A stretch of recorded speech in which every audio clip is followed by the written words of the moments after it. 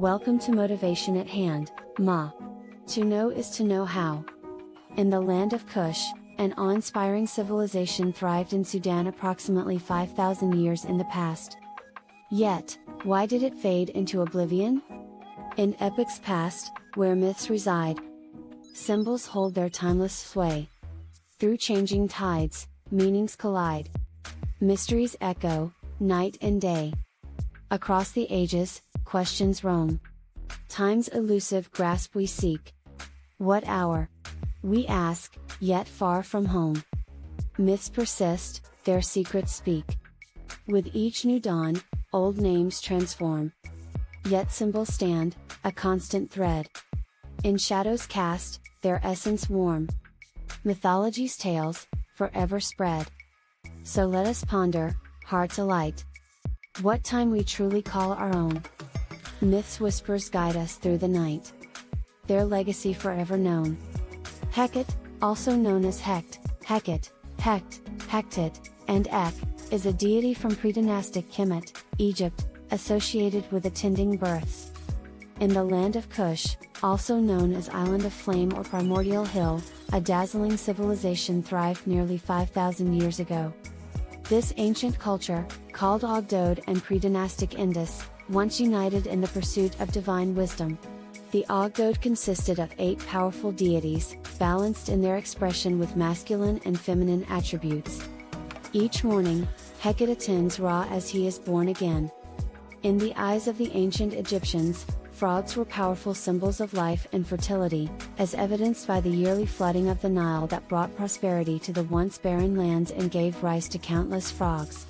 In the oldest Egyptian myths, frogs were revered as the most ancient gods, with deities like He, Kek, Now, and Amen depicted with frog heads, while their female counterparts were portrayed with serpent heads. This group of 8, known as the Ogdode, was believed to have played a crucial role in the creation of the world. Hecate, also known as Hecate, is an ancient Egyptian goddess associated with fertility and represented as a frog. 1. The frog held great significance to the Egyptians as a symbol of fertility, linked to the annual flooding of the Nile. As a midwife, she, along with other deities, assists in forming children in the womb and presides over the birthing process. Hecate is linked to Auset, Het Heru, also known as Isis, and was this ancient culture, called Ogdode or PreDynastic Indus, once united in the pursuit of divine wisdom. She is often depicted with the head of a frog and sometimes shown as a frog at the end of a phallus. She is, also, the assistant to the goddess in bringing Osiris, Ausur, Ra back to life. In some interpretations, Hecate is considered the female complement of Khnu, the ram-headed god, and is even regarded as his mother. This connection is further explored in the context of Isis, Khnum. The peoples of PreDynastic Egypt were the successors of the Paleolithic inhabitants of northeastern Africa. These ancient inhabitants had spread over the region, leaving remains even in inhospitable areas like the Great Sand Sea during wet phases. The Sahara's final desiccation occurred by the end of the 3rd millennium BCE, leading people to migrate from there to the Nile Valley as the environment improved due to the region drying out. However, the exact transition from the nomadic hunter-gatherer lifestyle of Paleolithic times to settled agriculture has not been definitively identified. It is believed that the raising of crops was introduced sometime after 5000 BCE, likely on a horticultural scale, by small local cultures that penetrated southward through Egypt into the oases and Sudan. These cultures were initially self-contained, and evidence for them primarily comes from the low desert, where fewer people lived. Most likely, the majority settled in the valley and delta regions. The earliest known Neolithic cultures in Egypt are found at Merimda Bani Salama and Al Fayoum. Merimda Bani Salama dates back to the 6th-5th millennium BCE and provides evidence of settlement and cereal cultivation. In Al Fayoum, settlements near Lake Qarun dating back to the 5th millennium BCE show evidence of fishing. Pottery was used in these cultures, and other Egyptian Neolithic cultures have also been identified in various regions, such as the Western Desert, Second Cataract area, and north of Khartoum. Some of these cultures were contemporary with the Egyptian PreDynastic cultures. In Upper Egypt, between Asyut and Luxor, the Tasian culture, named for Der Tasa, and the Badarian culture, named for al-Badari, emerged in the late 5th millennium BCE. Burials from this period included fine black-topped red pottery, ornaments, some copper objects, and glazed zeolite beads. Notably, slate palettes for grinding cosmetics, a characteristic pre-dynastic luxury item, appeared during this time. The Naqada I culture succeeded the Badarian and is also known as Amrashan. Settlements from this phase were found as far south as Al-Kaum al-Almar, near the sandstone barrier of Mount Silsila, which was the cultural boundary of Egypt in pre-dynastic times. Naqada I showed denser settlement and different material culture typology compared to its predecessor, but the social organization implied by the archaeological finds remained largely similar. Burials were conducted facing west, similar to later Egyptian practices. Notable materials found in graves included pottery with representational designs in white on red, figurines of men and women, and hard stone mace heads. Naqada II, also known as Jersean, is the most important pre-dynastic culture.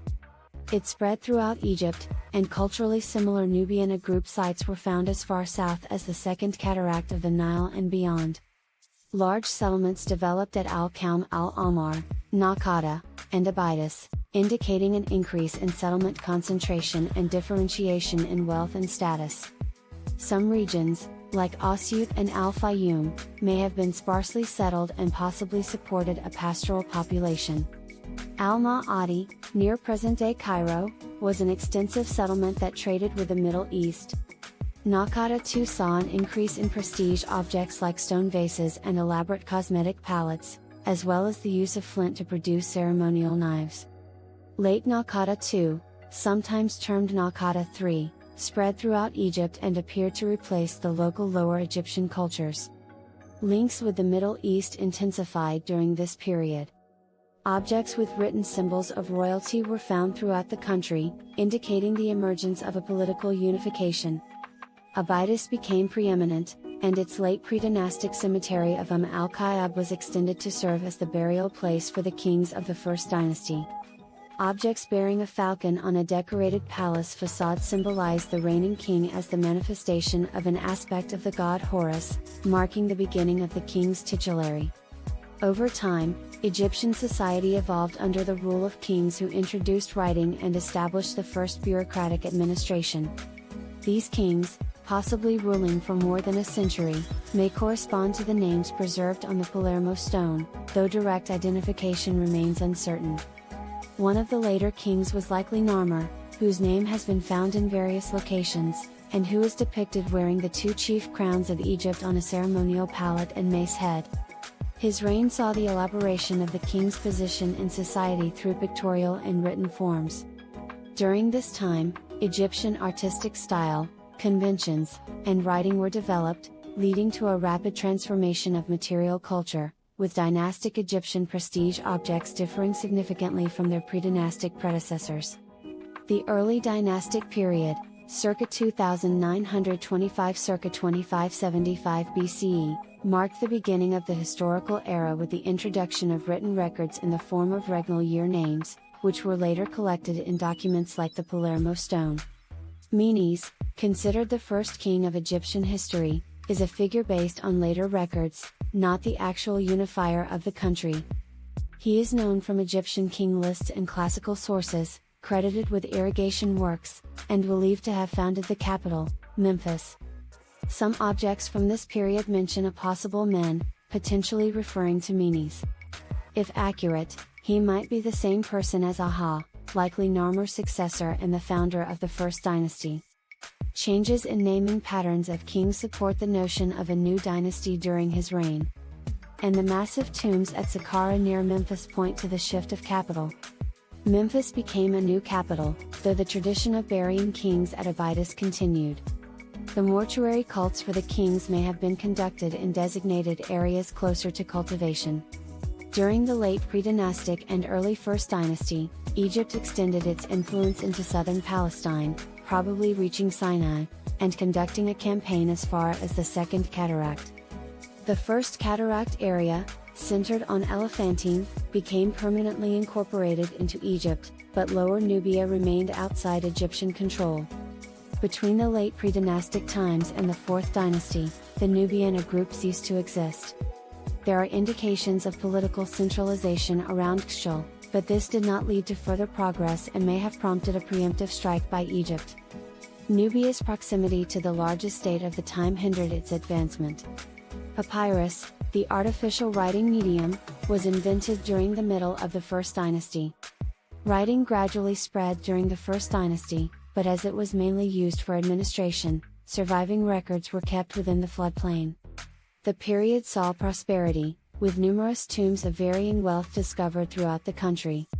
The richest tombs contained magnificent goods in metal, ivory, and other materials, with extraordinarily fine stone vases being popular luxury products. The pinnacle of 1st dynasty development was the long reign of Din, flourished circa 2850 BCE. During the 1st dynasty, 3 titles were added to the royal Horus name, 2 ladies, which presented the king as manifesting an aspect of the protective goddesses of Upper and Lower Egypt, Golden Horus, whose precise meaning is unknown, and Dual King, signifying a ranked pairing of the 2 basic words for king, later associated with Upper and Lower Egypt. These titles were followed by the king's birth name, which, in later centuries, was written in a cartouche. Source: Travel, September 2020. Meroe, 150 miles north of Khartoum, served as a necropolis for the kings and queens of Kush for close to 600 years, by Ismail Kushkush. In ancient myths, symbols intertwined. Through epochs past, their wisdom shined. Shared stories of our human race. Inspiring souls, across time and space. Today we seek their guiding light. To navigate our modern plight. The journey of discover, cycle by cycle, unfolds. Enduring wisdom, our hearts hold. Exploring depths, mysteries profound. Unveiling keys that can be found. Past and present merge as one. Guidance for a future yet undone. Echoes of the ages, they illuminate. Boundless potential to create. In enigmatic tales, we find our way. Inspirations that forever stay. With you. Use. We. DIY. Community. Much appreciation to you for giving of your time with us at Motivation at Hand. To know is to know how. We trust you will come back soon.